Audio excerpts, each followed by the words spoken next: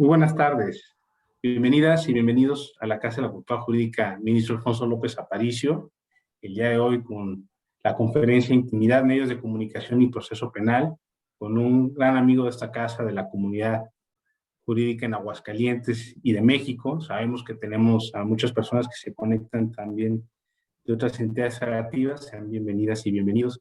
Insisto, le damos la más cordial bienvenida al doctor José Luis Eloy Morales Brand. Muchas gracias, doctor. Bienvenido. Gracias, Benja. Buenas tardes a todos y a todos.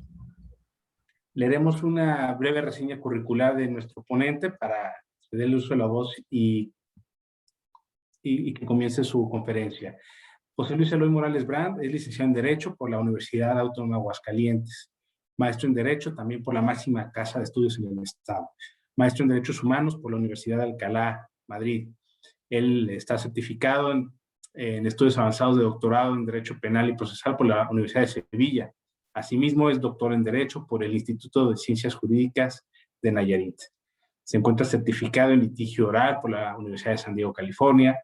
También certificado en investigación del delito por el Attorney General Alliance de Estados Unidos. Certificado en juicios orales por el Global Ties de Estados Unidos. Certificado en investigación del delito por el CEJA. También en Derechos Humanos por la Embajada de Estados Unidos. De igual forma, en Protección Jurisdiccional de Derechos por la Embajada de Estados Unidos de América. Cuenta con especialización judicial por Poder Judicial de la Federación y certificado en el Sistema Penal Acusatorio tanto por CETEC como por CONATRIF. Dentro de su experiencia profesional, él ha laborado dentro del Poder Judicial del Estado, en el Instituto de Asesoría y Defensoría Pública, en la Procuraduría General de Justicia del Estado, también Procuraduría General de la República, y él actualmente es profesor investigador en la Universidad Autónoma de Aguascalientes, cuenta con el perfil deseable PRODEP y miembro del Sistema Nacional de Investigadores. Asimismo, director de la carrera de Derecho. Él fue premio al mérito de la investigación en el año 2009, miembro del claustro de doctores de la Facultad de Derecho de la UNAM, integrante de comités de doctorado en el INACIPE, consultor y capacitador internacional por la National Center for State Courts de Estados Unidos, miembro de la Barra Mexicana Colegio de Abogados, asesor del Fiscal General del Estado de Aguascalientes, litigante, asesor consultor en el sistema de justicia penal acusatoria y derechos humanos, profesor conferencista en México y en otros países de Latinoamérica. Él ha publicado más de 50 artículos en revistas nacionales e internacionales, cuenta en su haber con más de 30 libros publicados como autor y coautor, y destacamos dentro de los más recientes: Juicio Oral Penal, Práctica y Técnicas de Litigación, Derecho Penal, Análisis Crítico, Víctimas y sus Derechos en el Proceso Penal Acusatorio, y más recientemente Alternativa Criminológica Garantista. Doctor, te agradecemos nuevamente, como en cada ocasión, tu presencia en la Casa de la Cultura Jurídica, y te cedemos el uso de la voz. Para quien pregunta sobre el link de asistencia, la lista la vamos a descargar nosotros. Sí les pedimos que renombren y que coloquen su nombre y apellidos como se registraron, y en el chat también que coloquen la palabra presente, su nombre y presente. De esa manera nosotros tendremos el registro para computar su asistencia. Sin más, le cedemos el uso de la voz, doctor. Adelante. Muchas gracias, Benjamín.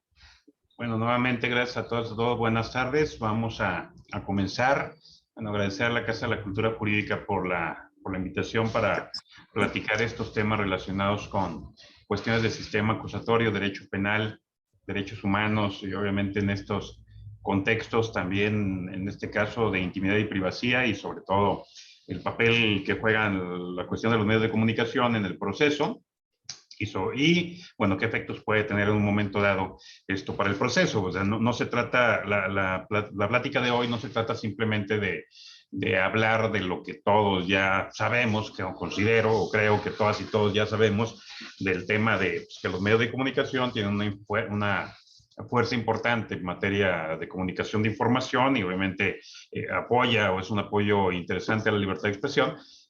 Pero también cómo se difunde la información por algunos medios de comunicación. Creo que eso no es lo que buscamos en esta charla, de decir, se comunica así la información, está bien, está mal, no, sino, como les decía, qué efectos concretos tiene esta influencia o este trabajo que puede darse por los medios de comunicación respecto del derecho a la intimidad de los involucrados en el proceso penal, y sobre todo, ¿cómo se refleja eso entonces en el proceso? Concretamente, ¿qué es lo que puede ocurrir en el proceso?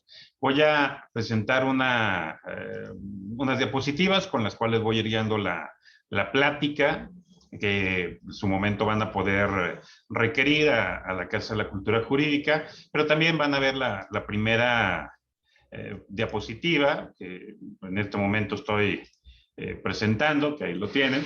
Pues ahí está también mi correo electrónico, mis datos de contacto, pues si alguna o alguno quiere también a mí pedirme directamente el correo electrónico, a través de correo electrónico la información y alguna otra información importante que puedan utilizar, pues con mucho gusto. Y también está, obviamente, a disposición la Casa de la Cultura Jurídica para esos temas. Vamos entonces a trabajar. Les decía, el tema de hoy es intimidad, proceso penal y medios de comunicación. ¿Y por qué vamos a trabajar esta parte de proceso penal, medios de comunicación y sobre todo la intimidad? Porque los procesos penales siempre han chocado con el tema de los derechos de los involucrados cuando buscan información, cuando tratan de recabar elementos para determinar si una conducta es delictiva o no y presentar el caso ante los tribunales. O sea el sistema tradicional, inquisitivo mixto, sea acusatorio puro, que entre comillas no hay puro, entre comillas lo de puro, acusatorio adversarial, cualquier proceso que ustedes gusten ver y en estos ámbitos de competencia, siempre han chocado esos temas o esos intereses. Los intereses de las personas afectadas y de la misma sociedad frente a otro tipo de interés, como puede ser los intereses del Estado en la búsqueda de información. Primero, o partir entonces del tema o del contexto de que este asunto implica que el proceso penal no sirve para demostrar verdades. Las verdades simplemente son conceptos de construcción racional, sino que los procesos penales nos ayudan a tratar de aproximarnos a lo que pudo ocurrir en una realidad y entonces el tribunal decide cuál es la verdad o versión de los sujetos involucrados que le va a convencer y con la cual va a establecer consecuencias jurídicas. Ese es el primer punto como tal.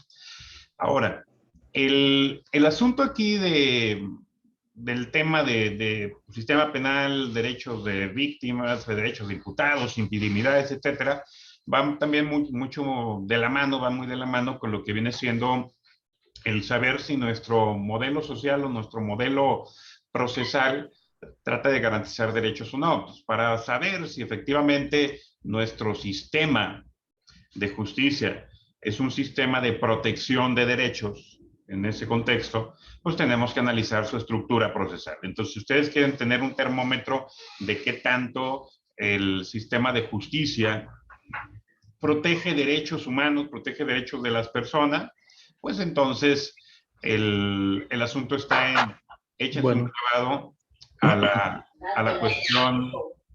Les pido por favor que pongan en silencio sus micros, los que no están participando, por favor.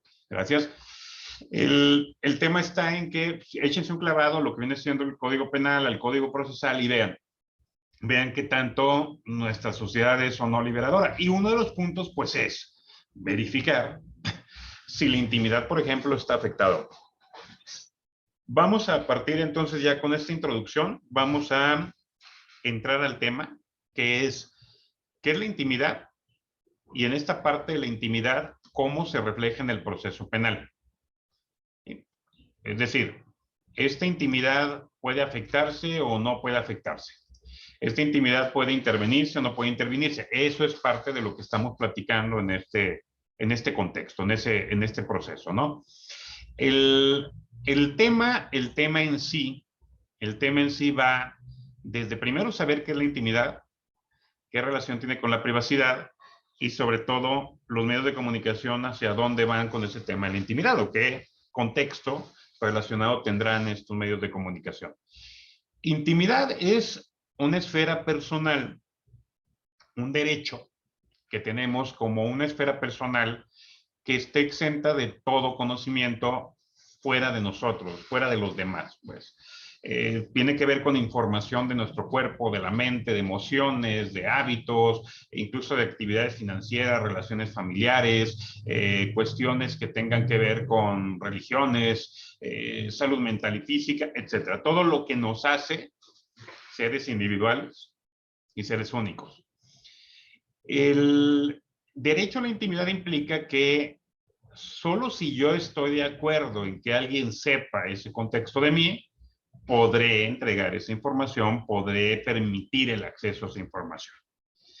La privacidad, por otro lado, viene a ser las acciones que realizamos para justo ejercer esa intimidad y que no pueden ser, vamos a decir, calificadas, ni revisadas, ni controladas por una autoridad o una supuesta, vamos a decir, moral social, vamos a decirlo de esa manera. Es decir, por ejemplo, una cosa es a mí que me gusta tener en mi contexto de vida y que entonces yo pueda hacer esas acciones relacionadas con mi contexto de vida sin necesidad de que alguien lo sepa o alguien conozca lo que estoy haciendo en ese contexto de vida, porque no es una información que genere una necesidad pública para un desarrollo social como tal.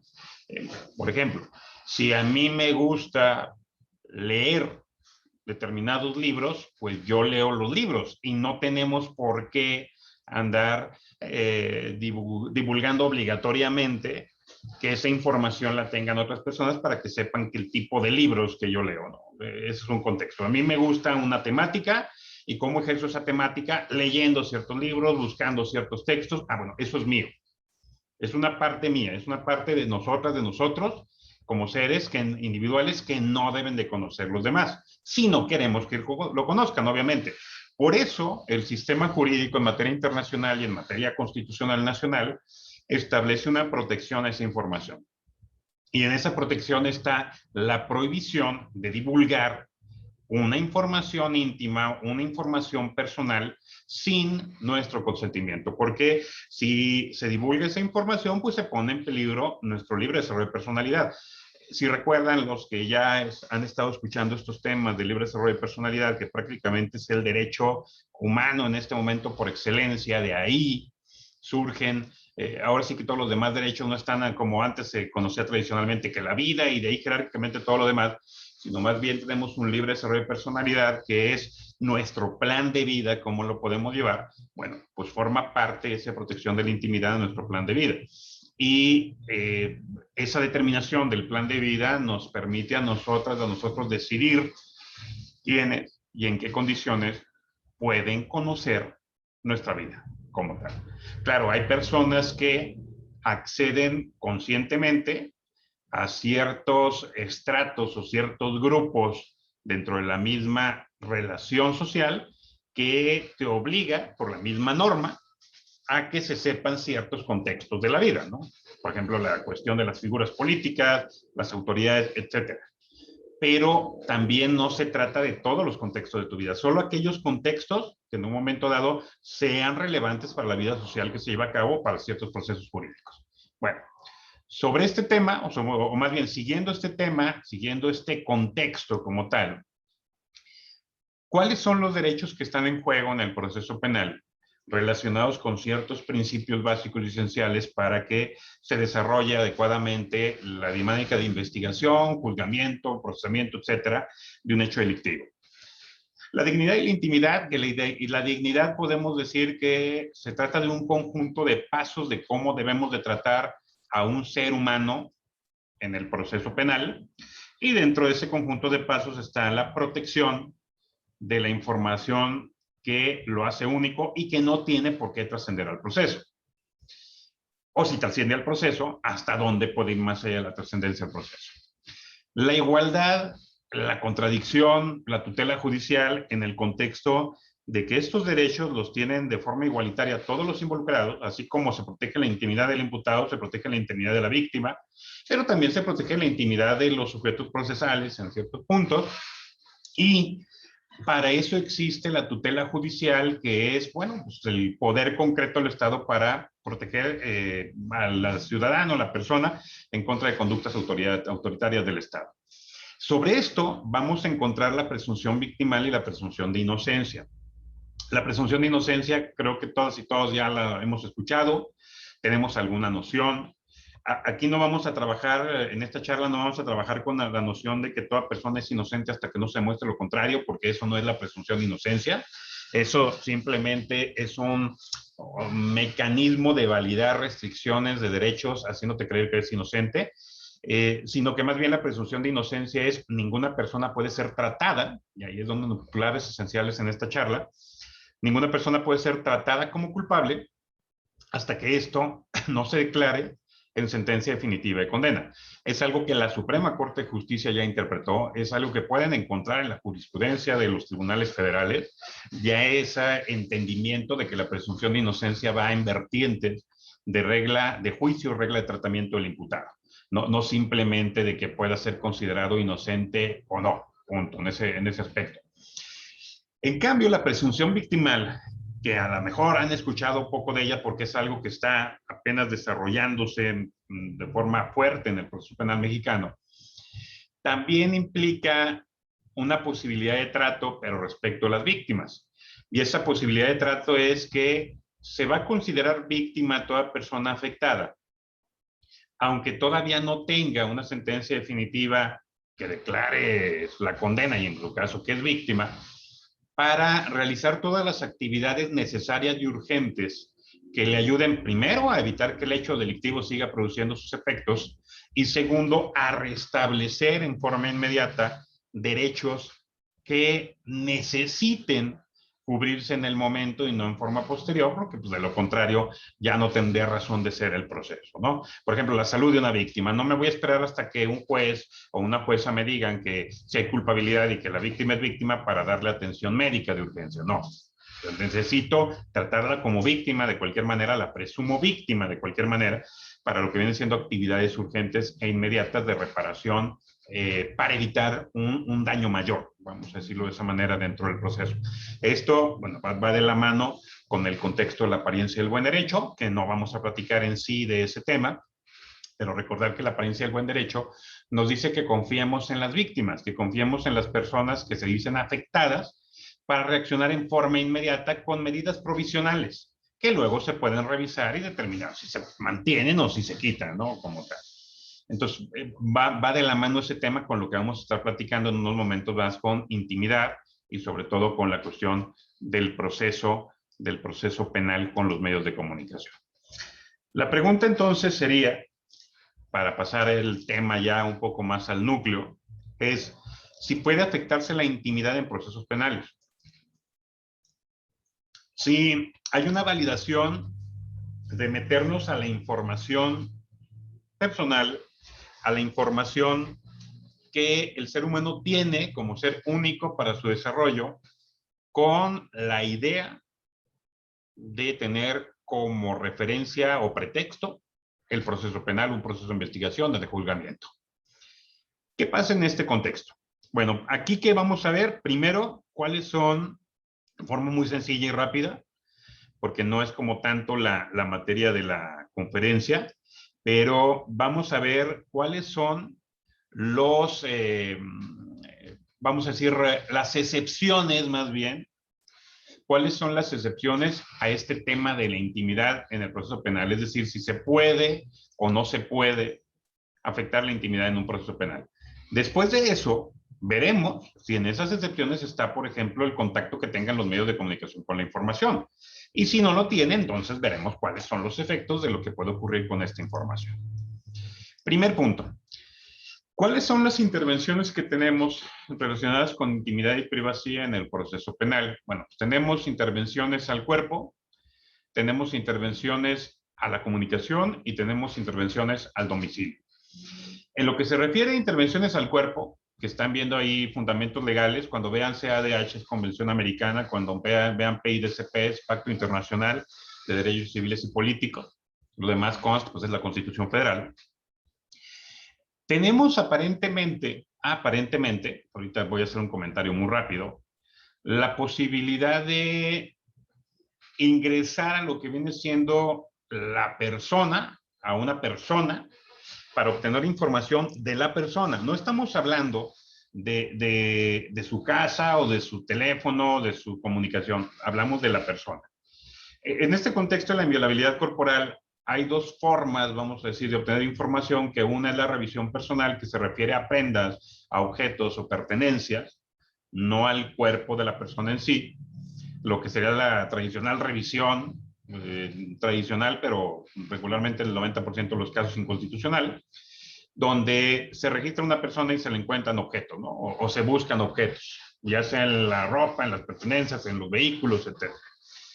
Que esto la Corte ya lo validó, pero lo validó estableciendo que solo se permite cuando prácticamente se esté cometiendo un delito, se acabe de cometer o se vaya a cometer, o ya estamos en el proceso de investigación y dentro del proceso de investigación formal, pues se hace la revisión de una persona y se obtiene una prueba, pero ya por una dirección del Ministerio Público a un acto de investigación de los investigadores. De lo contrario, la clásica de vas feo o estás feo o vas corriendo muy rápido o traes coches con vidrios polarizados o traes actitud sospechosa porque caminas chueco, entonces eso no sería válido. Ese tipo de revisiones no serían válidas, no los ha validado la Corte.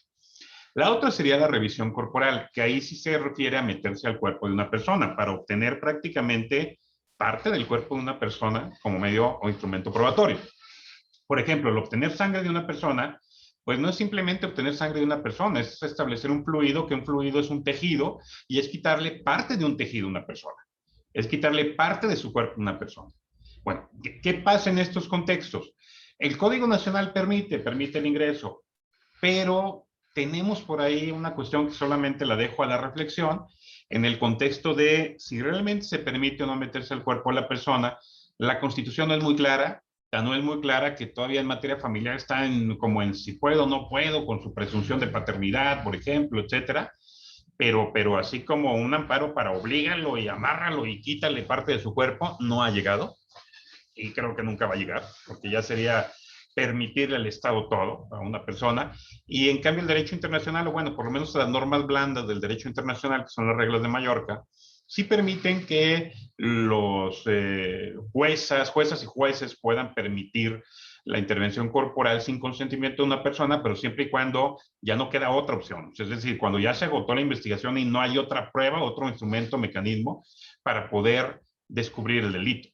O sea, no como se hace en la práctica actual, que es prácticamente lo primero que me aviento antes de concluir la investigación y a la par de la investigación. Y no, sería más bien agotando todos los procesos de investigación, y si de plano es la última opción que tengo, pues entonces solicitarla ante los tribunales. Pero les digo, ahí está todavía volando esa parte, pero sería una forma de la afectación a la intimidad en el proceso. La otra, las comunicaciones, como lo comenté hace un momento. Aquí sí tenemos un claro fundamento constitucional y también derecho internacional. De hecho, son todos los que puse al principio de la segunda o tercera diapositiva previas a esta. Y en materia de comunicación se puede, vamos a decir, la lógica nos dice que no hay lugar más íntimo y primado de un ser humano que su mente y su cuerpo. Eso es lo que vimos. La segunda es cómo se expresa o cómo se comunica su mente o su cuerpo. Comunicaciones. La tercera, dónde se resguarda y desenvuelve en cuestión de protección su cuerpo, su domicilio. Por eso vamos en ese orden. En las comunicaciones están claramente establecidas la posibilidad de intervenirlas a nivel constitucional, en hechos delictivos, cuando el particular que participa en ella interviene y las presenta, o en su caso cuando se le pide a la autoridad judicial federal y esta autoriza, pero sobre todo también que no se afecten comunicaciones con confidencialidad. Para comprender esta parte, recordar que son aquellas que se dan en confianza, ya sea entre imputado, defensor, entre imputado y familiares, o incluso imputado, víctima y terceros, con personas que deben de guardar el secreto profesional. En esos casos, por ejemplo, del imputado y defensor nunca se puede violentar ese deber de confidencialidad. Entre imputado y familiares, pues solo si los familiares quieren libre y voluntariamente declarar la información que les dio el imputado, lo pueden hacer. Y en el último punto, pues necesitamos que quien dio a guardar el secreto dé la permisión de romper el secreto y darle información. Entonces, no cualquiera puede, no podemos llegar, bueno, de poder pueden llegar los investigadores, por ejemplo, con una psicóloga y decirle, dame los expedientes de la persona que estás atendiendo, fulanita y tal, y pues la psicóloga puede válidamente decirle, no, ay, delito por obstrucción, no. Es una comunicación en confidencialidad, no te la puedo dar. Si esa persona no me autoriza a entregártelo, no te la puedo dar. Pues si se la quitan a fuerza y la obligan a dar, es una prueba ilícita en ese aspecto. Entonces hay que tener cuidado con esa parte. O sea, se puede intervenir la comunicación, pero solo en materia penal, solo si el particular que interviene en la comunicación le interviene o si lo pide a la autoridad federal y si no se violenta el deber de confidencialidad. Y por último, digo por último, en los contextos de intimidad claramente establecidas para esta parte, vendría la inviolabilidad del domicilio, lo que les decía, el espacio físico fuera del cuerpo de la mente, donde la persona se resguarda para ejercer su intimidad, que sería pues, su domicilio, el lugar donde habita, el que tiene como espacio para esa protección como tal. Su cueva, pues, ¿sí? su lugar donde está como ser humano, desarrollándose como ser humano, fuera del contacto, del escrutinio y de la vigilancia de la sociedad o de la autoridad. Aquí, para poder violentar o afectar esta intimidad, pues se requiere primero un ingreso con consentimiento, es decir, que la persona, pues recuerden, estamos hablando de consentimiento en todos lados con intimidad. Si la persona en forma libre y voluntaria, espontánea, no viciada, permite que se ingrese a su domicilio, no hay problema. Se ingresa al domicilio y se puede obtener prueba, por ejemplo.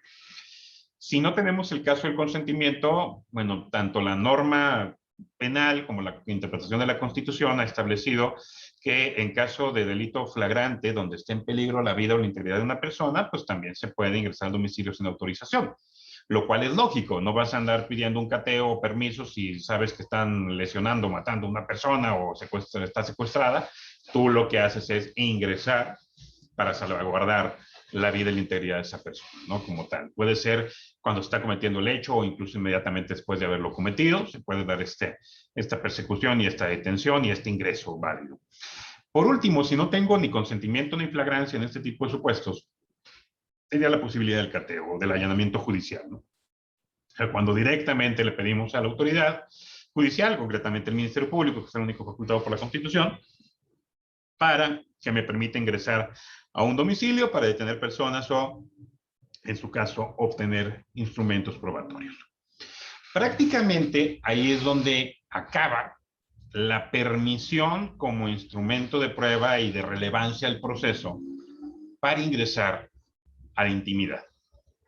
¿Por qué? Obviamente los datos personales se dan en el proceso para efecto de saber a quiénes estoy juzgando, pero no para difundirlos, no para transmitirlos más allá, ni como en sí como medios de prueba directos, ¿no? Más bien es para que la autoridad judicial conozca y sepa hacia dónde se está moviendo y con qué personas se está moviendo para efecto de juzgamiento. Pero ¿qué pasa? ¿Qué pasa cuando tenemos claramente un estado donde, bueno, uno de los derechos importantes también en forma individual y social, obviamente en el colectivo, es pues el tener conocimiento, es decir, el conocer, el aprender, el buscar y obtener información y expresarla dentro de esta dinámica de un debate democrático, ¿no? O sea, no cualquier tipo de expresión ni cualquier tipo de búsqueda de información, sino un debate democrático. Pues tenemos algo que se llama publicidad en el proceso. Esta publicidad en el proceso, pues de entrada nos dice que los procesos deben ser transparentes, los procesos no deben de ser secretos, vamos a decirlo así. Por un lado, para las partes procesales, para los involucrados, entiéndase víctima, imputada, imputado, defensora, defensor, asesor victimal, fiscal, el Ministerio Público, para que se sepa lo que se está haciendo, cómo se está haciendo y todos tengan las mismas armas, herramientas para ejercer sus derechos. O sea, la idea de evitar lo que pasaba en el procedimiento secreto del tradicional, que se inventaban las pruebas, se inventaban los procesos y las causas. No está, ya con el sistema acusatorio no pasa eso. No, no me refiero a que no pase eso, me refiero a que hay más posibilidad de control de esa información y de esas fuentes y de lo que pasa en el proceso. Sobre todo de fiscalizar lo que pasa en el proceso. Pero también hacia la sociedad se da esta publicidad, solo que luego se ha malentendido la publicidad. La sociedad tiene un derecho a la publicidad como mecanismo de legitimación y control de las autoridades. Legitimación en el entendido de legitimar sus actos, es decir, cuando la sociedad puede acceder al proceso, puede ver lo que se está haciendo en el proceso, es donde como la forma en que avalaría, vamos a decirlo, la dinámica de la autoridad y también de control para verificar quién realmente cumple con sus actividades, si las partes procesales, si la jueza, juez, o quién es el que está incumpliendo con la norma, etcétera. medio guajiro el rollo, ¿no? Pues si los que somos abogados de abogados, a veces ni sabemos qué facultades tienen cada uno, la sociedad de afuera, con viendo la ley y el orden o Amarte Duele, digo, de otro tipo de series ahí, pues está medio cañón determinar lo que viene siendo la dinámica procesal, el caso cerrado y compañía, ¿no? Pero a lo que iba con esto es que ese mecanismo de publicidad de la sociedad no es en cualquier momento ni de cualquier manera. Simplemente la Corte acaba de resolver que la publicidad no implica que cualquier persona pueda llegar a pedir copias de una audiencia, copias de la carpeta y quererla ver para ver cómo se está haciendo el trabajo. No. El acceso al proceso, a todas las actividades del proceso, a las dinámicas de prueba, registros y demás, solamente la tienen las partes. La sociedad tiene un acceso de entrada a las audiencias como tal, es donde está el acceso en estricto sentido en ese contexto. Ahí es donde fiscaliza, ahí es donde puede determinar. Y claro que puede pedir, por ejemplo, una versión pública de las resoluciones o incluso hasta una versión pública de las audiencias o revisarla en los mismos tribunales de tal manera que esa información no salga y se violente la intimidad y privacidad de las personas, pero que la sociedad pueda estar en contacto y ver lo que se está trabajando. Yo ahorita no sé cómo se está logrando esto en varios estados de la República, porque todavía con la onda de la COVID y que todo es en la mayoría o muchas cuestiones son en línea y las que no son en línea no dejan entrar al público, pues están violentando como tal derecho a la publicidad social.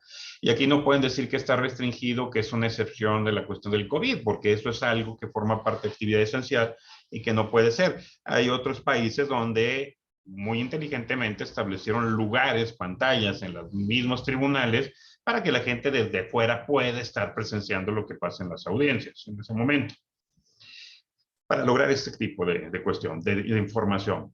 Ahora, bueno, ¿qué relación eso tiene con los medios de comunicación? Pues que ustedes bien saben, y si no lo saben, pues les invito a que cuando se normalice este rollo vayan a las audiencias orales, si es que no han ido, para que vean la cantidad de personas que van a las audiencias orales. Regularmente las personas que van son familiares de las propias víctimas o imputados y son pocos.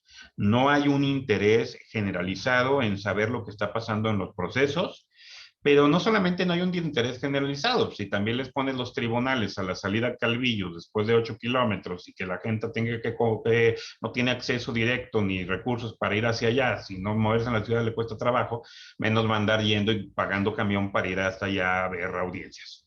Entonces, eso es una realidad, y eso es una realidad en México en general, no nomás en Aguascalientes.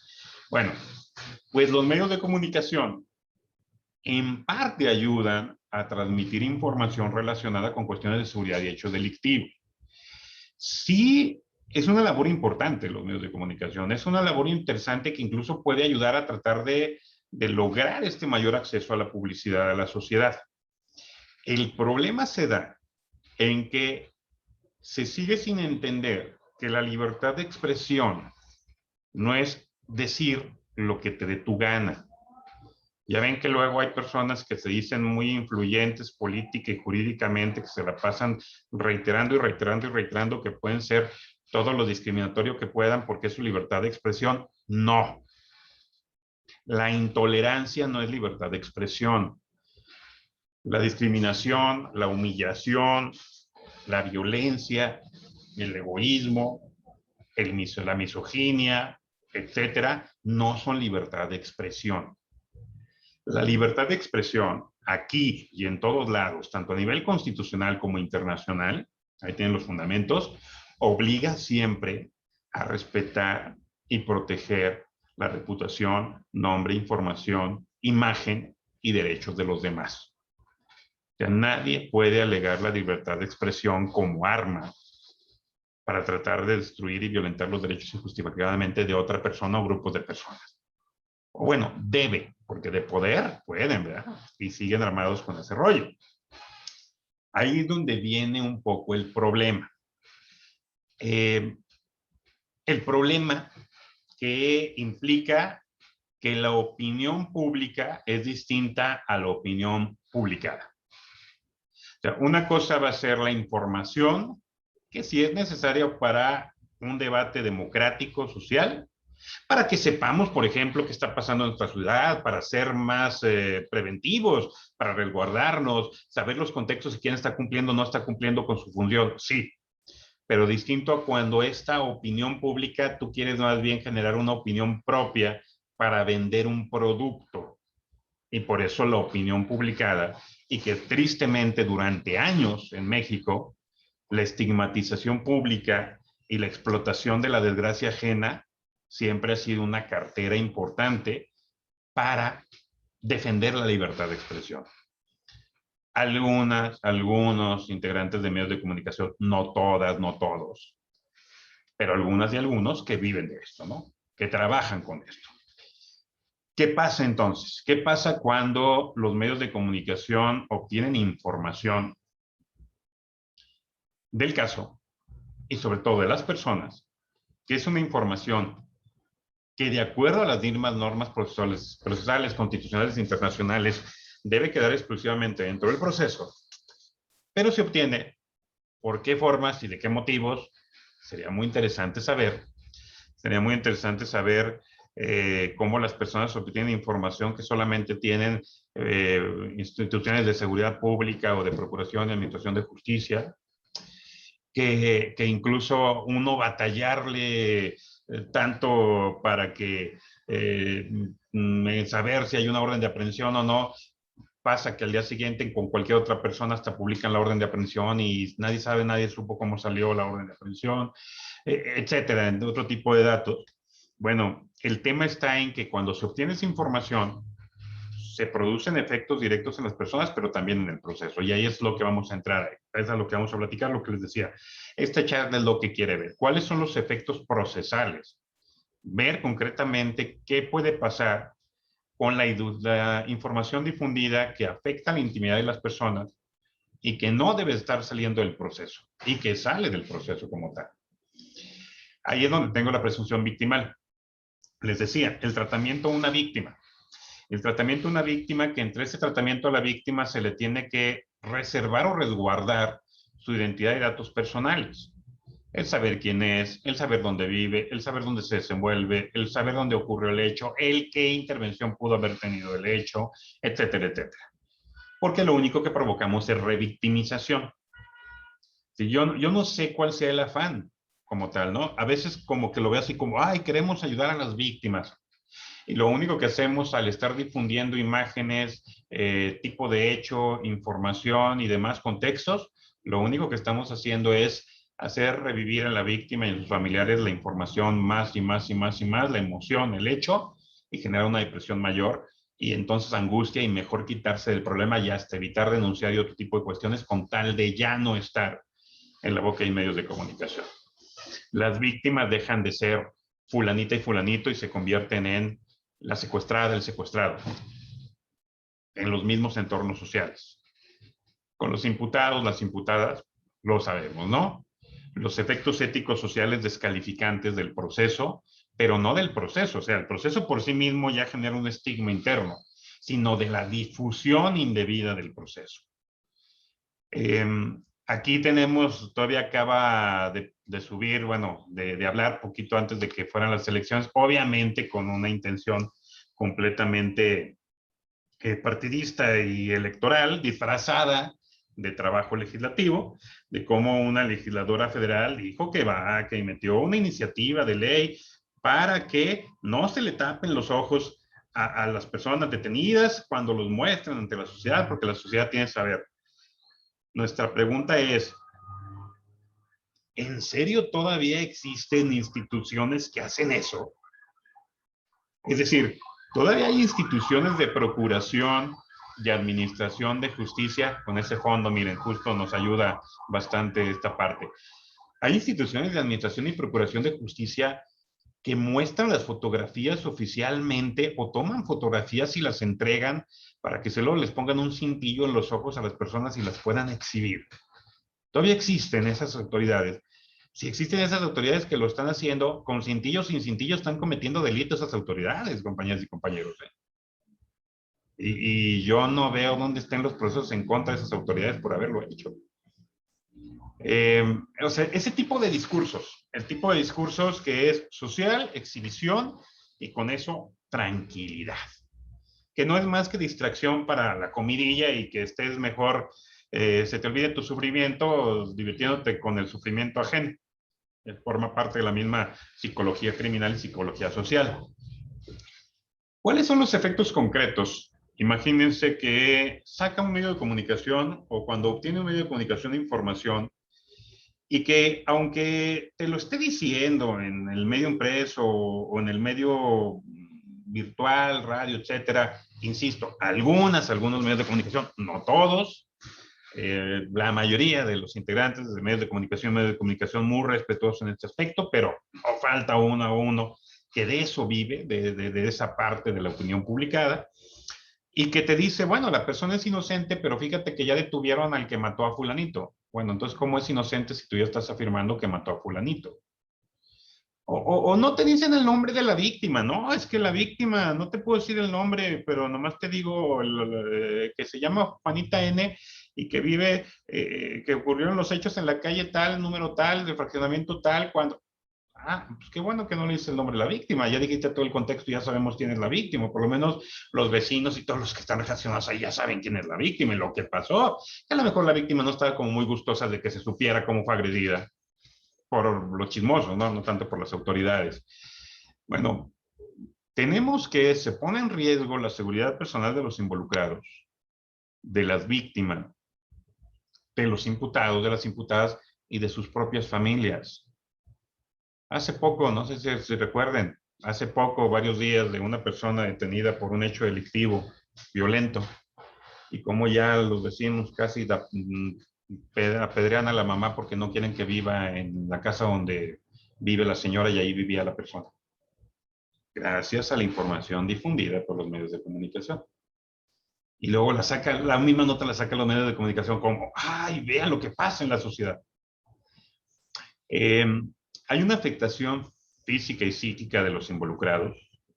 Imagínense los testigos querer decir algo, el trabajo que les cuesta hablar a las víctimas, a imputados, a testigos, y que todavía esa información haya sido publicada, difundida, y que la tengan que decir y inhibirles información, cómo se dio, cómo se va a dar, los efectos que provoca socialmente. El riesgo también a los mismos testigos, investigadores, peritos, etcétera, la victimización terciaria, como les comentaba, que termina, la victimización se considera primaria cuando se sufre el hecho delictivo por parte de la víctima, secundaria cuando las actividades del proceso pueden hacerla revictimizar. Por ejemplo, toda actividad revictimiza. El hecho de que la víctima vaya a denunciar, recuerda y revictimiza. El hecho de que vaya a ser analizada por los peritos la revictimiza. Pero sí, ¿hasta dónde puede controlar esa revictimización para no afectarlo e incluso continuar con el proceso? Bueno, esa es la victimización secundaria. O a veces cuando se le trata de tal manera o peor que la victimizan más como si ella fuera la culpable del hecho delictivo, la víctima. Y la terciaria se refiere a la victimización social. Hemos hablado muchas veces de que si la reinserción de los imputados, de las acusadas, de los acusados y que bla, bla, bla, y sabe cuánta cosa. Y la reinserción de la víctima siempre la dejamos a un lado. Las víctimas también se tienen que reinsertar y se les tiene que rehabilitar sus derechos en sociedad. Y los derechos de las familias de las víctimas y de los involucrados, de los imputados, de las imputadas, también en esa parte genera esa información. Con lo que es la presunción de culpabilidad, pues ya saben ustedes, el presentar a una persona y ante el juicio popular para que se genere esa presunción de culpabilidad, pues además de que evita la reinserción y la rehabilitación social, también tiene efectos en el proceso. ¿Cuáles? Porque estos son como los emocionales, ¿no? Fíjense, cómo eso de la afectación psíquica y física. Yo no sé de dónde se entendió, la verdad he estado investigando y no sé de dónde se entendió que las noticias sobre suicidios son noticias policíacas y de relevancia pública para un debate democrático. Si una cosa es tener una problemática social y entonces difundir los avances o lo que no hace la sociedad, pero estar difundiendo nombres, porque se difunden nombres completos de las personas que se suicidan, lugares y formas en que se hicieron y motivos por los que se hacen, y que se incrementa, se incrementa, se incrementa, y a dónde vamos, lo único que genera es un incentivo para ese tipo de conductas. Es decir, ¿cómo? No, pues a lo mejor ustedes, tú y yo, nosotros no estamos con un desmadre emocional fuerte, depresión, que otros que sí reciben esa información y es lo que les da hasta valor para repetir la cantidad. Esos, las autoridades lo saben, se les ha dicho a los medios y de cualquier manera, ¿no? De cualquier manera hay una repetición constante de esa información. No lo digo yo, lo dicen personas especializadas en esto, un muy buen amigo, el doctor Aurelio Coronado, lo ha dicho varias veces, tiene estudios recientes sobre ese tema, y a pesar de eso se sigue y se sigue y se sigue produciendo la información. Bueno, ¿cuáles son los efectos ahora sí dentro del proceso? Que incluso la Suprema Corte de Justicia de la Nación ya ha declarado que hay jurisprudencia y que, pues bueno, ya sabremos si queremos controlar esa parte o no, quienes estamos en la operación, tanto como litigantes, como autoridades, como etcétera, operadores del sistema acusatorio, porque de lo contrario, el día que un abogado lo quiera hacer valer bien, porque también es eso, muchas cosas ya están ahí, ya hay jurisprudencia, ya hay elementos, nomás cosa que nos echemos un clavado y los encontremos y los sepamos argumentar y cambia radicalmente el tema. La Corte ya ha establecido, y no fue algo que inventó la Corte, es algo que ya viene de tribunales europeos, que se ha trabajado desde hace un buen rato en lo que es el sistema acusatorio, de los efectos concretos de la difusión de la información de este tipo que solamente se debe de quedar en el proceso penal. Solo como ejemplo, seguramente han visto cómo en el modelo estadounidense, cuando se da una nota policíaca, regularmente los medios de comunicación sacan información sencilla, concreta, que es la que les da la autoridad, pero sobre todo si estamos dentro de los procesos, si ya estamos hablando de un proceso ante autoridad judicial, la información que se obtiene pues es directamente la que sale de la autoridad judicial en forma muy sencilla, pero sobre todo las imágenes que se tienen del lugar son dibujos. Son dibujos de las salas de audiencia, son dibujos de las personas y son dibujos que apenas se hacen reconocibles las facciones. Bueno, estos dibujos no están hechos por los medios de comunicación. Los hace una escribano o una misma persona de la autoridad judicial que genera una serie de dibujos que se los entrega a los jueces y los jueces deciden cuáles se entregan a medios de comunicación. Y regularmente se entregan a aquellos que dan menos características de identificación de las personas involucradas en el proceso, para evitar ese tipo de estigmatización y juzgamientos públicos. Bueno, era como ejemplo. Parece usted, no, pero también lo sacan y hasta hacen... No, yo estoy hablando de la autoridad judicial.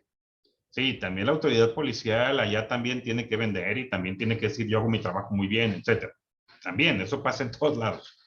En Alemania igual, ¿no? Que son dicen, muy avanzados en derecho procesal, también pasa lo mismo a nivel policial, a nivel de procuración.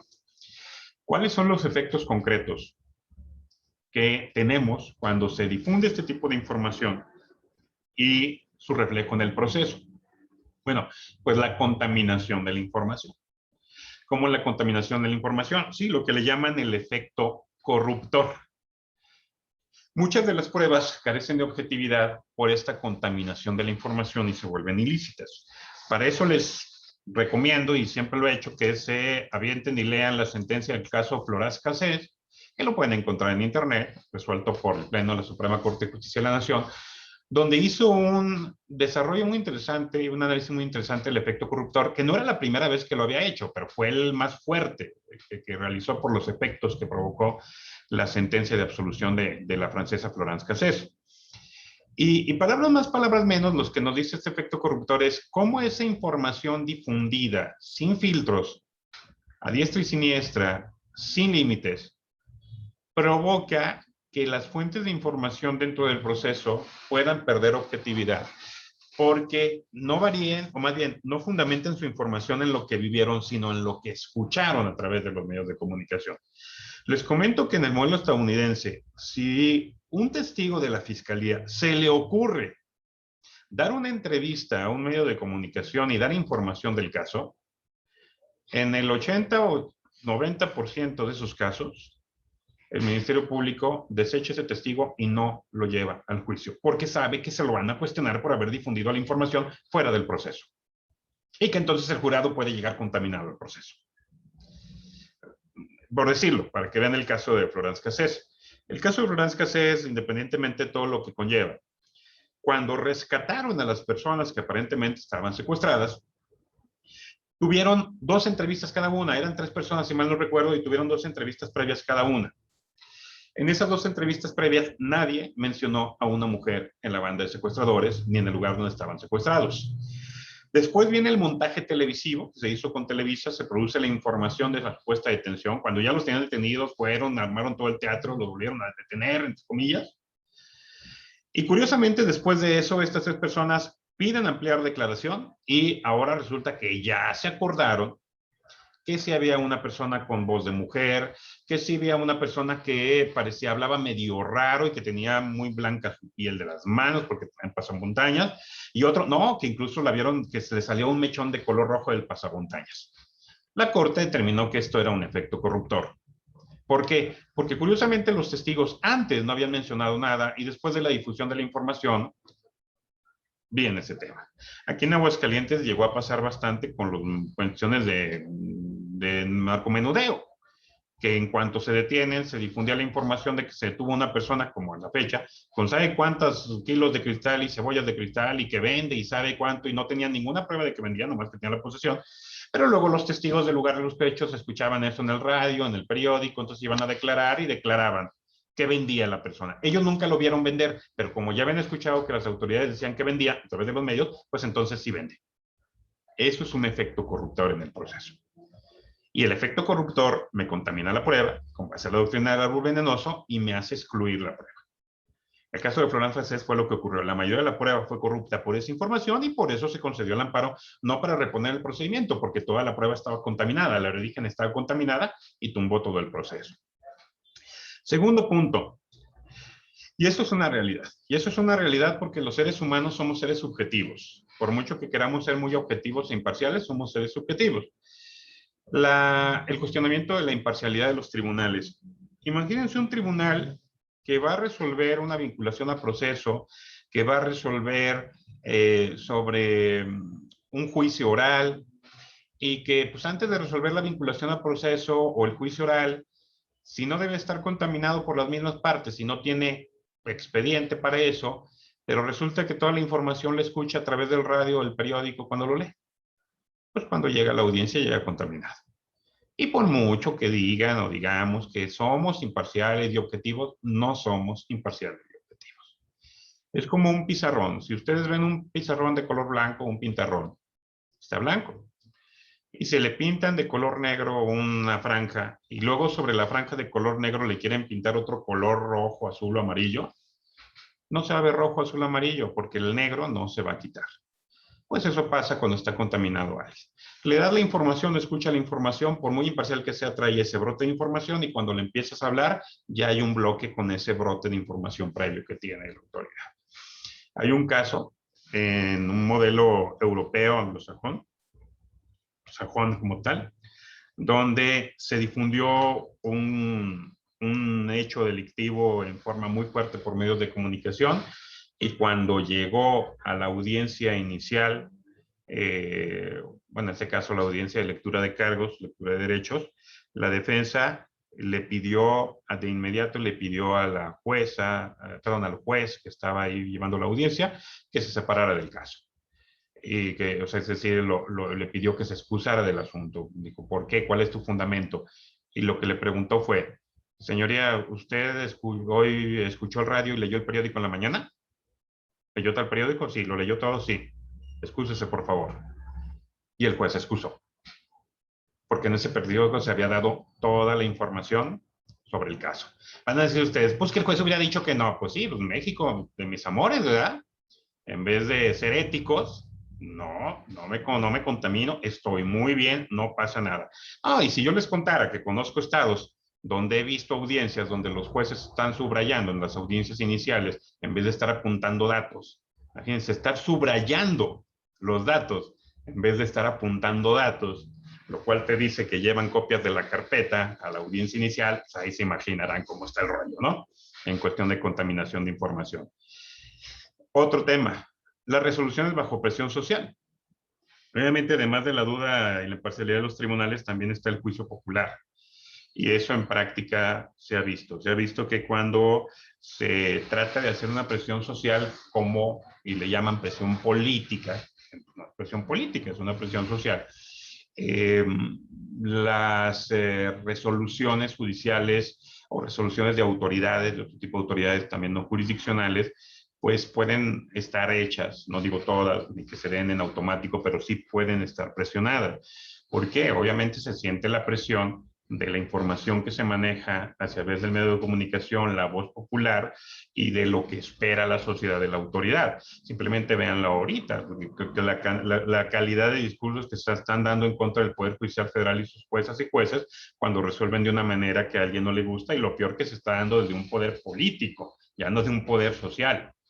Y como eso es para generar duda, generar presión, y entonces si luego resulta que se hace un comunicado de que por una persona que no le gustó cómo resolvieron, se investigó a la persona y se le separa del cargo, pues imagínense que jueza, juez, Ministerio Público, defensora, asesor victimal, va a actuar con la libertad y con la conciencia tranquila de que a mí me va a respaldar mi poder judicial, mi autoridad de procuración de justicia, con mi resolución independientemente de lo que digan en los medios de comunicación.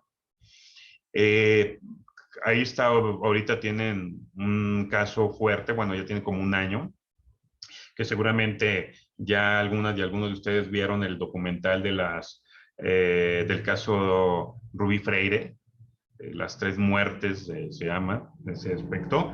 Y bueno, pues es un documental, ¿eh? Hay que ver el documental, hay que ver las audiencias en YouTube, hay que ver todo el contexto del caso, pero a lo que quería llegar es cuando el Tribunal de Enjuiciamiento decide absolver al acusado por la muerte de Rubí Freire, pues la presión social fue tal que tuvieron que irse a Estados Unidos a pedir asilo, los jueces, porque los separaron del cargo, si mal no recuerdo, y segunda instancia incluso revocó la sentencia y les inició un procedimiento. A esa libertad de juzgamiento. Entonces, yo no estoy diciendo que esté bien o mal la sentencia que hayan dado, claro, pero me refiero a cómo la presión social provoca incluso que se dejen a un lado las estructuras jurídicas. Entonces, con mayor razón, se dejan a un lado al momento de las medidas restrictivas, penas más violentas, condenar a inocentes, no reparar el daño adecuadamente a las víctimas, etcétera, etcétera. O sea, eso también genera, obviamente, la información de esa manera. Y pues además, si te presentan a una persona como culpable de un hecho delictivo y que una persona es víctima y que alguien es responsable de un hecho delictivo y no se resuelve de esa manera, pues hay una falta de confianza en las autoridades. Falta de confianza muy fuerte porque la imaginaria social de la opinión publicada provoca un escenario, pero pues encontramos otro escenario, entonces no es que no se tengan pruebas, no es que se haya acusado a un inocente, no es que la víctima no sea víctima, no es que la autoridad de investigación o la autoridad de defensa o la parte de defensa o ser victimal hicieron un mal trabajo, no, son las juezas y los jueces, son los corruptos, ese es el discurso, siempre es el discurso, esa falta de confianza, o sea, siempre si el Poder Judicial está mal y tiene que ser mi amigo al momento de resolver ese caso. Bueno, parte de por qué difundir la información de esa manera, pues, forma parte de las dinámicas estructurales del poder para tratar de hacer creer a la sociedad que está trabajando a su favor y que se están cumpliendo con las determinaciones y justo generar ese contexto de presión de responde como yo quiero que respondas, autoridad judicial principalmente, porque de lo contrario ve lo que estás provocando con la sociedad. Entonces, ¿qué efectos pueden pasar? Fácil, nulidad de procesos, liberación de culpables o condenas inocentes y no restitución adecuada a las víctimas. El efecto corruptor a las pruebas, el efecto corruptor al proceso, la nulificación del proceso por la duda en la imparcialidad de los tribunales o incluso la falta de fundamentación y motivación adecuada porque más lo que promueve o lo que genera la resolución es una presión social que un estado jurídico de motivación adecuado en ese contexto. Aquí están los criterios de la Corte para que los tengan en cuenta, para que los puedan bajar ahí de lo que es el Semanario Judicial de la Federación.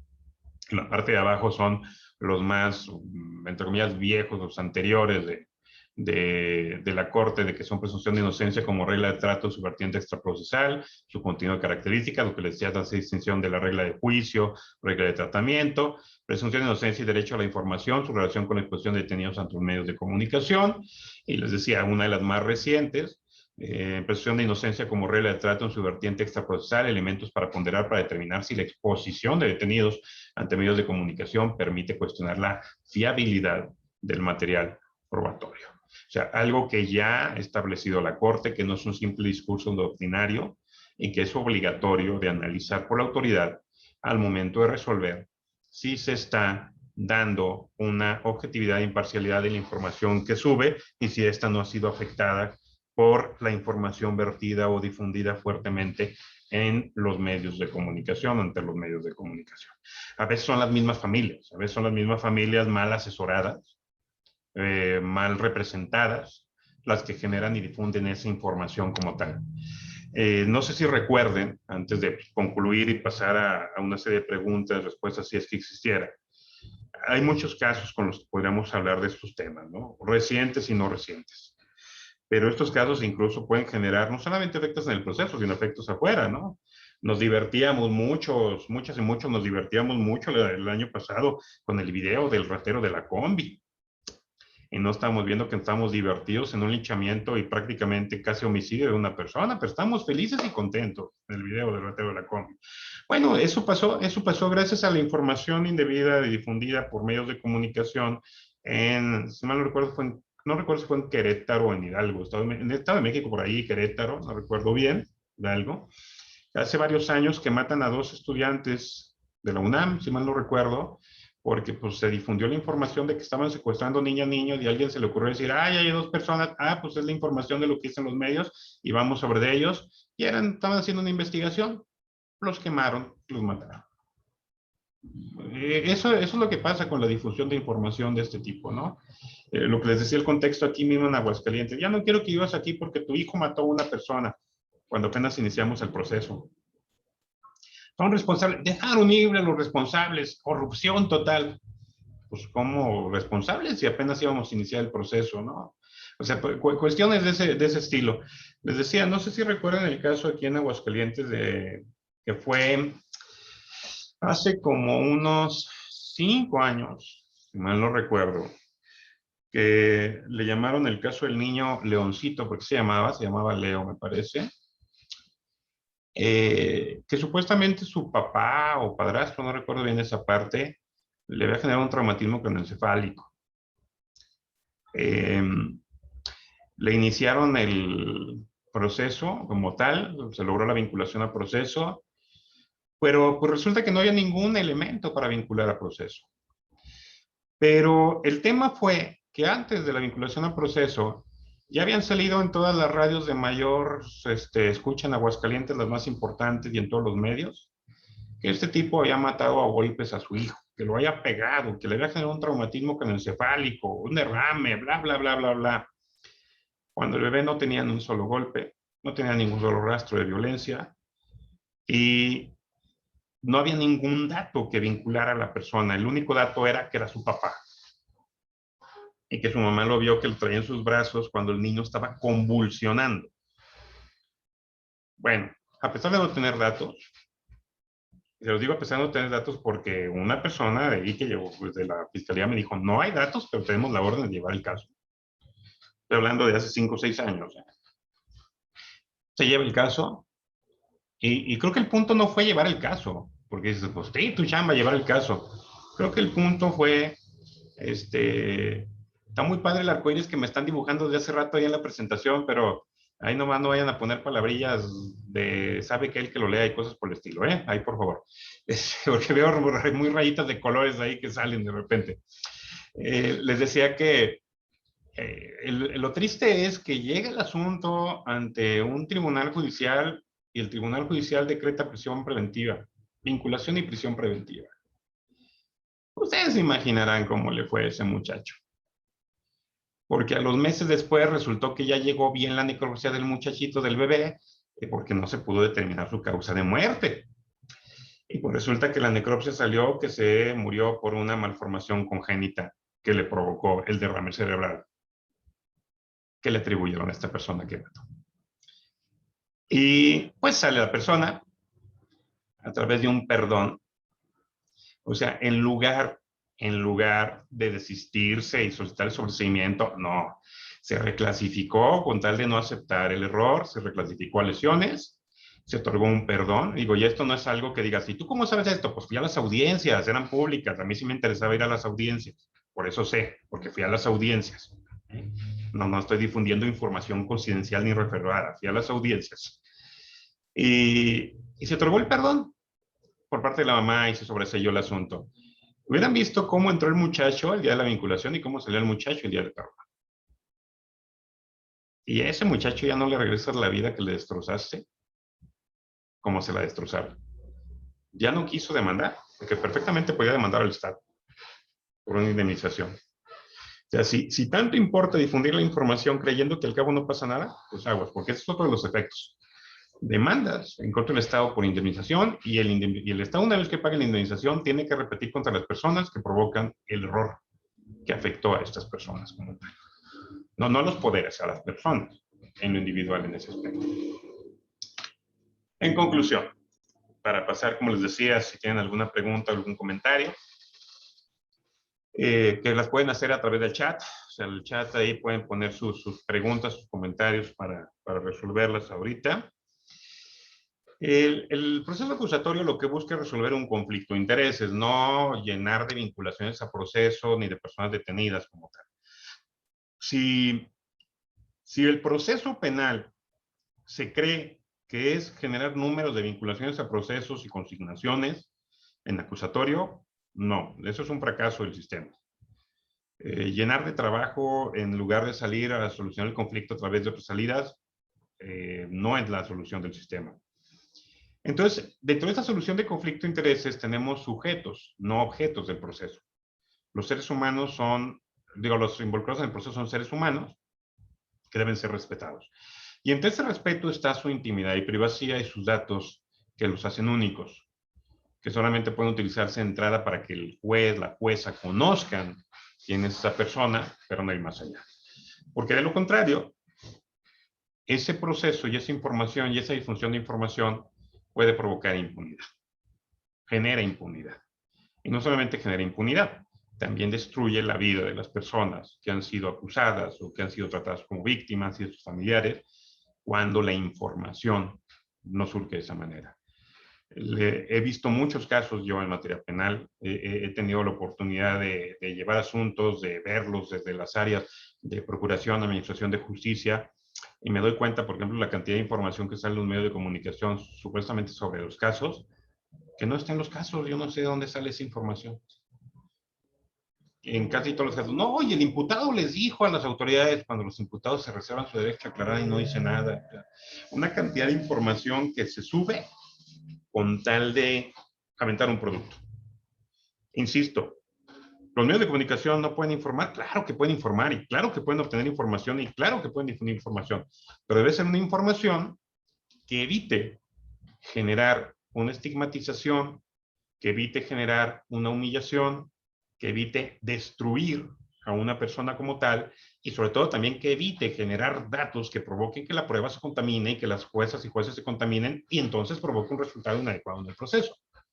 Debe tener mucho cuidado la información que se difunde, porque pues, el debate democrático se tiene que dar y los medios cumplen una función importantísima en ese contexto. Pero les decía, algunos que no quieren ese contexto, sino más bien que buscan otro tipo de contexto, hay que tener cuidado en la información que se difunde. Y no por el hecho de que vaya a tener alguna responsabilidad o no, independientemente de lo que ya dijimos, que la libertad de expresión no es decir lo que yo quiera como yo quiera, sino por simplemente los efectos sociales que generan en esas personas, en esas familias y en estos procesos. A lo mejor se logran sentencias en primera y segunda instancia, pero luego llegan los amparos. Ahí es donde la Corte viene, ahí es donde la autoridad federal viene fuerte en ese tipo de criterios y en ese tipo de valoraciones. Les agradezco mucho, les agradezco la presencia, les espero que la información que hayamos transmitido aquí sea de utilidad.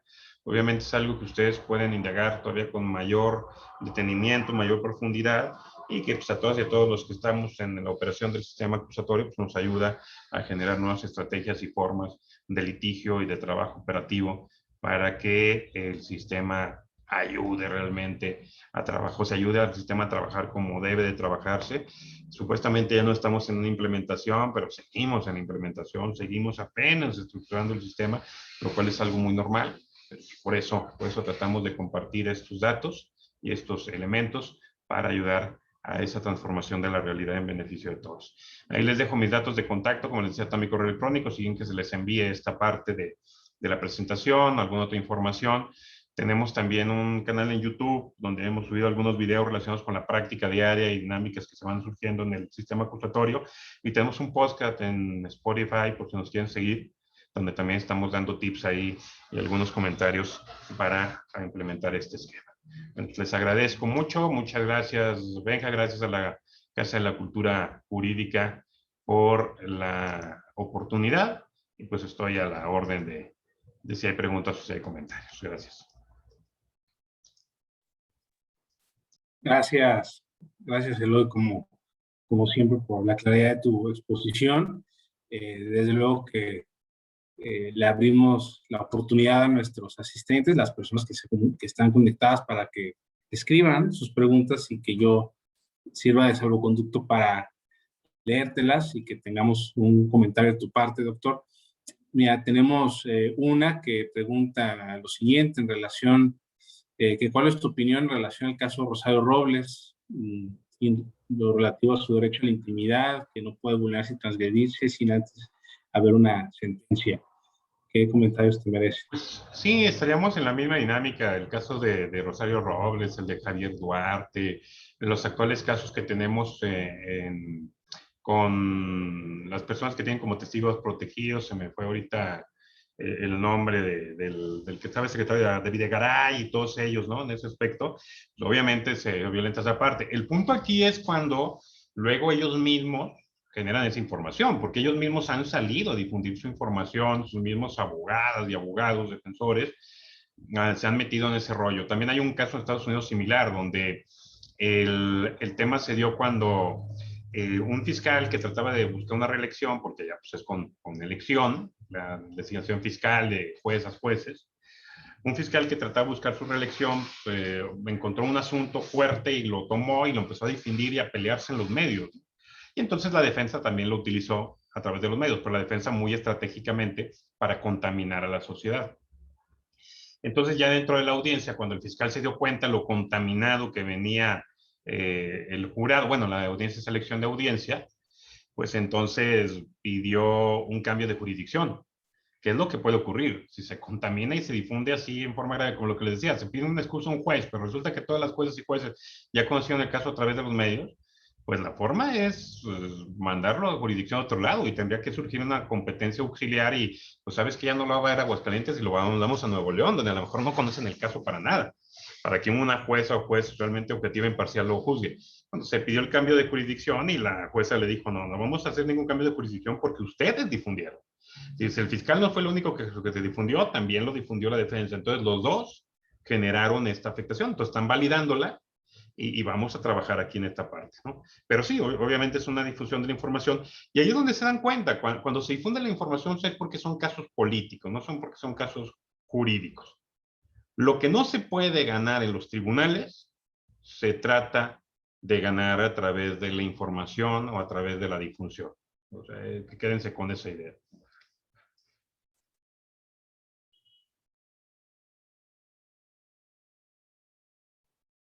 Gracias, Eloy. Tenemos la siguiente pregunta. ¿Puede haber una prueba ilícita que tenga efecto corruptor, además de un testimonio? Principalmente es eso. O sea, puede ser incluso una cuestión pericial, a través de difusión de información que con esa actividad pericial haya influido en el análisis y en el estudio del caso. Pero obviamente el efecto corruptor se refiere a seres humanos, a personas subjetivas, que la información que se les da genera mayor subjetividad y no objetividad. Entonces tiene que ser a través de testigos o a través de peritos que obtengan o recaben prueba como tal, ¿no? Les decía, lo de los testigos es muy evidente esa parte de la información, pero también podría ser el hecho de que un perito, por muy objetivo y científico que sea, pues tiene una influencia. Y si, por ejemplo, una psicóloga o psicólogo resulta que su información no puede salir con los instrumentos que tiene de la persona que está entrevistando, pero ha escuchado tanto a través de los medios de comunicación que dice, ¿cómo es posible que no vayamos a lograr obtener un dictamen de esta manera y este tipo se vaya a ir cuando es culpable por todos lados? De ahí es donde viene el tema, ¿no? Lo que pasa es que genera efectos prejuiciosos en las personas y eso es donde viene la obtención de la prueba y el perjuicio que se puede dar.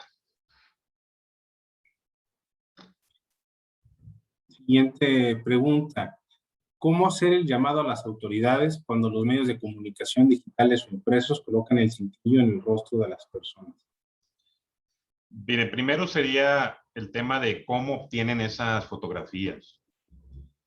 O sea, el tema sería indagar cómo ciertos medios de comunicación llegan más rápido al lugar de los hechos que las propias autoridades, ¿no? O sea, cómo se obtiene esa información. Segundo, mucha de esa información es la que dan en boletines en seguridad pública municipal. Esas fotografías son de seguridad pública municipal regularmente o ahí se toman. Entonces, es esa permisión, ese acceso desde ahí a tomar las fotografías y luego subirlas y sacar los cintillos. Creo que una forma de llamar la atención es que las personas que llevan esas defensas o las representaciones, tanto de información que sale de las víctimas como de los acusados, interpongan sus procedimientos. Y hay un antecedente, hay varios antecedentes, uno muy reciente en Nayarit, un par de amigos, exalumnos de posgrado, que tienen ahí unos de mis libros de juicio oral donde explico estas partes también, promovieron un amparo en contra de la Fiscalía del Estado de Nayarit, porque justo la Fiscalía del Estado de Nayarit es la que pone las fotos con cintillos, ¿no? Ni siquiera es hacia los medios, ellas las ponen de ahí, la bajan los medios, y lograron un amparo, y de hecho la suspensión fue de inmediato, baja la fotografía. La suspensión es, la fotografía no puede estar ni con cintillo, o sea, no puedes difundir esa parte del rostro de las personas. Entonces, las autoridades lo saben, pero sé que es complicado que se metan esa parte, pero entonces nosotros son las que podemos, las y los que podemos lograrlo a través de los mecanismos en ese acceso de un amparo o una misma tutela de derechos ante los jueces locales, de una tutela y pedirle que la información que está difundiéndose indebidamente baje del proceso.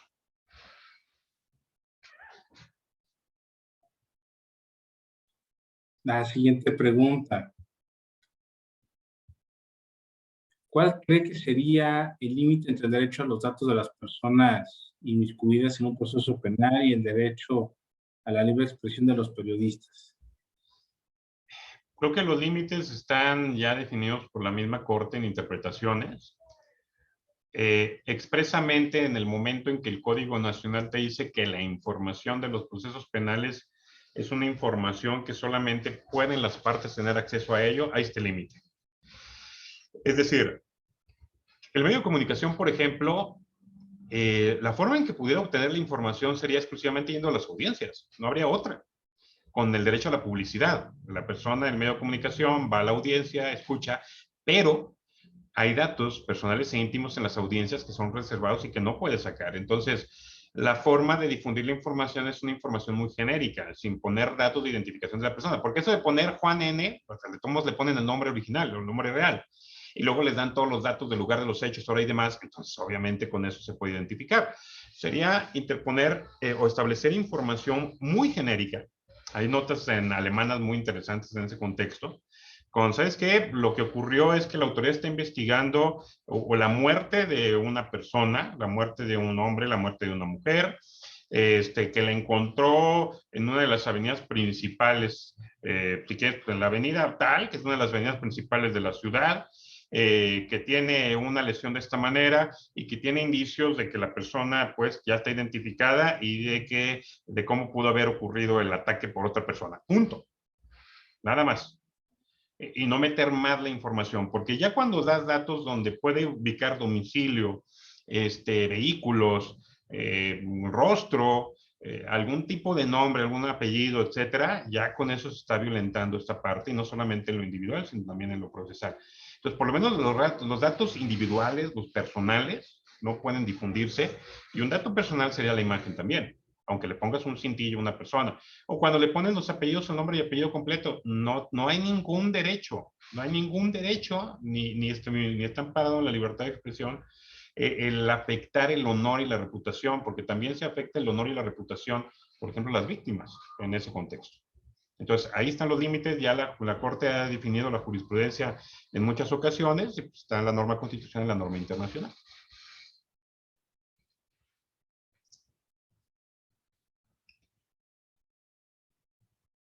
Bien, tenemos otra pregunta sobre que respecto al ejemplo de los profesionales de psicología, ¿qué tanto pueden estrenar información con aplicación de normas como la norma oficial mexicana 46?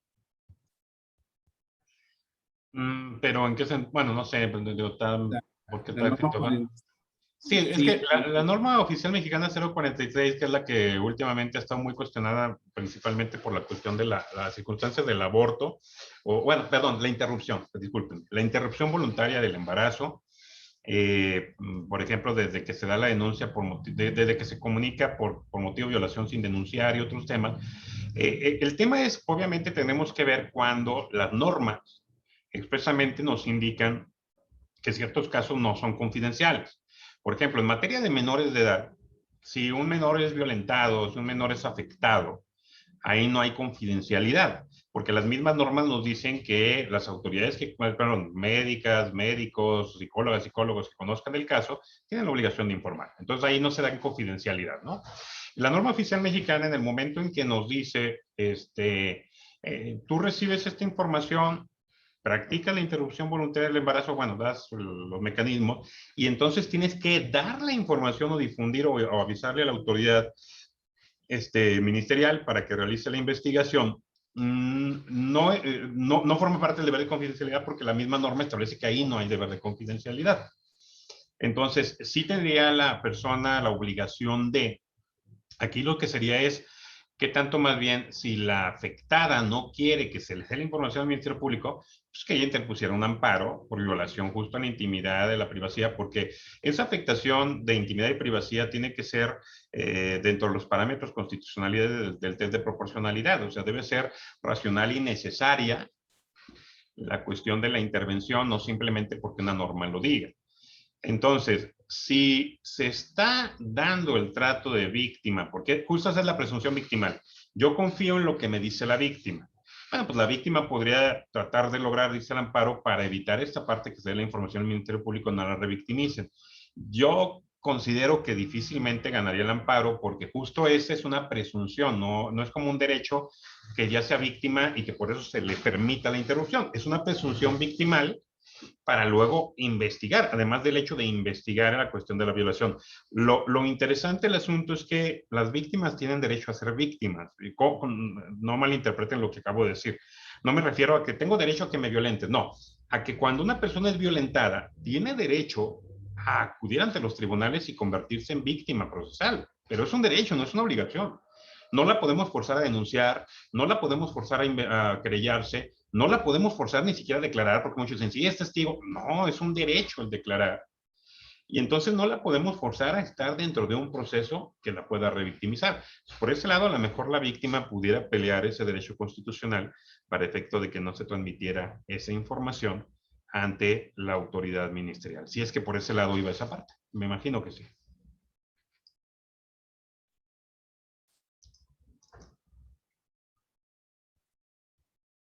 Bien, pues esas son todas las preguntas que han colocado en el chat. Yo te quisiera preguntar, doctor, quizás no lo mencioné al principio de tu conferencia, pero este año publicaste la obra Proceso Penal y Tutela de Derechos, Audiencias, Privacidad y Medios de Comunicación con la editorial Tirando Blanche. No sé si nos quieras hacer algún comentario sobre Ahí la está. sobre la investigación que se llevó a cabo por parte de la Universidad Autónoma y las conclusiones. Particularmente me interesa mucho esta parte de la difusión de la información, el debate democrático versus el derecho a la protección de la intimidad de las personas, ¿no? Y las conclusiones a las que llegues e invitar a las personas que nos escuchan a que consulten la obra. Sí, Benja, gracias. Pues es un trabajo de investigación patrocinado por la Autónoma de Aguascalientes, donde lo que hicimos fue analizar la función de las y los jueces en este proceso penal para el acceso a la justicia y la protección de derechos. Cómo no es a través, que casi siempre se ve, de las audiencias iniciales, intermedias, de juicio oral, sino cómo prácticamente las juezas y jueces a nivel causa o de conocimiento de causa tienen la obligación constitucional de hacer un control difuso, un control constitucional y un control convencional, y cómo incluso se vuelven hasta procedimientos de protección de garantías y de derechos, lo que ellos puedan generar. Entonces, esta investigación pues, nos apoya a ver la estructura de ese tipo de audiencias, cuáles son los temas que se pueden tratar en esas audiencias, qué revisar, y obviamente parte de los temas también de la intimidad, de la información, del derecho a la información, y cómo defender los derechos en esa parte. O sea, como la mayoría de los trabajos que hemos estado haciendo últimamente, no es un trabajo 100% teórico, es un trabajo teórico con mucha actividad práctica, de operatividad de esa cuestión teórica, para tratar de dar esas herramientas, ¿no? Y por lo menos para que las y los litigantes sepan, no solamente ellas, también los fiscales, defensoras, defensores, victimales, jueces, cómo se puede desarrollar, cómo llevar y cuáles son las funciones en la tutela de derecho. Y Benjamín, si me permites, también he estado publicando un par de veces ahí en el chat. La próxima semana iniciamos un congreso internacional de justicia penal y política criminal aquí en la Universidad Autónoma de Aguascalientes, que es un evento gratuito, abierto al público, solo hay que registrarse. Lo que estoy publicando ahorita pues, son los datos o el enlace de registro. Para quien quiera inscribirse, va a ser toda la semana, de lunes a viernes. Las conferencias son por la tarde, vamos a tener un promedio de 2 a 3 conferencias por día. Tenemos ponentes de México, va a estar con nosotros, entre otras personalidades, va a estar la ministra Yasmín Esquivel Moza, de la Suprema Corte de Justicia de la Nación, y también van a estar varias personas de Argentina, de Puerto Rico, de España, de Costa Rica también, de Chile, que nos van a ayudar, ¿no? A compartir estas ideas. Entre ellos, por ejemplo, también está, hace un rato lo mencioné, al doctor Aurelio Coronado, va a estar Brent Turbet de Estados Unidos, entre otras, para quien quiera participar. Como les decía, el evento es gratuito, solamente habría que inscribirse en el enlace que puse. También pueden buscar en la página de Facebook de la carrera de Derecho de la UA, que es Departamento de Derecho UA Oficial. Ahí también, ahí está todo el programa, está la información, las ponencias y demás, para quien guste inscribirse y quiera acompañarnos, ¿no? También, por favor. Y gracias por el espacio y por permitirme hacer la difusión también de este evento. Al contrario, gracias a ti, Eloy, y a la universidad por acercarnos a este tipo de congresos y abrirlos a que la comunidad de Aguascalientes y del país se integren. En el chat veo que está el vínculo y la invitación para quienes participan, que puedan dar clic y conocer, e inscribirse y estar atentos la próxima semana, ¿no? Nos llegó una última pregunta, no sé si te parece que la leamos Sí, para claro, claro, que la adelante. gente pueda explorar el link en lo que podamos tener tu respuesta a esta última pregunta. Nada más es, ¿en qué momento se podría publicar una foto con cintillo negro? O aunque haya sentencia condenatoria, no se puede publicar una foto. Durante el proceso, ningún tipo de foto. Y ya si fuera sentencia condenatoria, pues para qué podríamos poner el cintillo negro, ¿no? En todo caso. Pero tampoco es posible. Es decir, no hay una permisión constitucional ni legal a difundir la imagen de una persona. Sacar la información ya sería posible, incluso a lo mejor hasta poder dar hasta el nombre y los detalles, ya cuando fuera una sentencia firme, no una sentencia condenatoria simplemente, sino una sentencia firme, posiblemente, pero se da en una versión pública. Ahí volvemos al tema, porque también hay un debate de la dignidad y la honorabilidad de los presos, en ese aspecto. De hecho, hay un antecedente muy fuerte y van a decir, bueno, ¿y por qué de Alemania y México? Porque es la misma estructura que tenemos, es el mismo derecho internacional en materia de derechos humanos. En Alemania qué bueno que no tuvimos, se tuvo hace varios años el caso del caníbal de Rottenberg, fíjense del nombrecito, así lo tachó los medios de comunicación, pero les digo que en todos lados se da el tema. Y ustedes pueden buscar en internet la información, pero el asunto fue que ya sentenciado a esta persona que mató a otra persona, un productor realizó una película sobre el caso, que le llamó Rothenberg la película.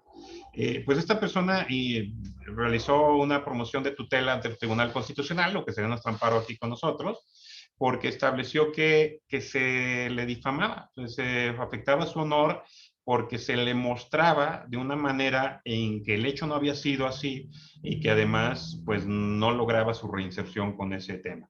El Tribunal Constitucional alemán, el Tribunal alemán sí contestó, sí estableció el tema de que se estaba tratando, se estaba afectando la intimidad de la persona y su reinserción, y prohibió que se difundiera esa película en Alemania. Entonces, es que ese es otro de los temas, o sea, difundir quién es. ¿Para qué difundir quién es si la tengo detenido y sentenciado? Ya está controlado. Bueno, lo único que provoco con eso es no lograr la rehabilitación. A quienes están preguntando por el chat, acabo de publicar, estoy publicando, vean el mensaje. Está el mensaje que inicia con estamos una semana iniciando nuestro cuarto congreso, bla, bla, bla, y ahí viene el vínculo de Google Form. Y como les decía, también en la página del Departamento de Derecho UAA oficial. Pero sería esa parte, la respuesta a la pregunta. Gracias, gracias, doctor. La UAA es la Universidad Autónoma de Aguascalientes. Quizás nos pregunta alguien fuera de Aguascalientes, y aquí digamos que es parte de nuestro glosario, ¿no? Común. Entonces, nuestra máxima casa de estudios en el estado, de la cual el doctor es jefe del departamento de la carrera de Derecho, nos hace esta invitación y te agradecemos, doctor Eloy, como siempre, tu generosidad, tu tiempo. Recordarte que esta es tu casa y no me queda más que de forma virtual, pero con la misma emotividad de siempre, compartirte un reconocimiento, igual que con todas y todos los presentes, agradecerte por haber impartido la conferencia Intimidad, Medios de Comunicación y Proceso Penal el día de hoy, 14 de junio de 2021. Esta Casa de la Cultura Jurídica en Aguascalientes, con mucho agradecimiento te lo expide, doctor José Luis Eloy Morales Prat. Muchas gracias. Gracias, Benja, gracias a todos y a todos, gracias por la invitación nuevamente.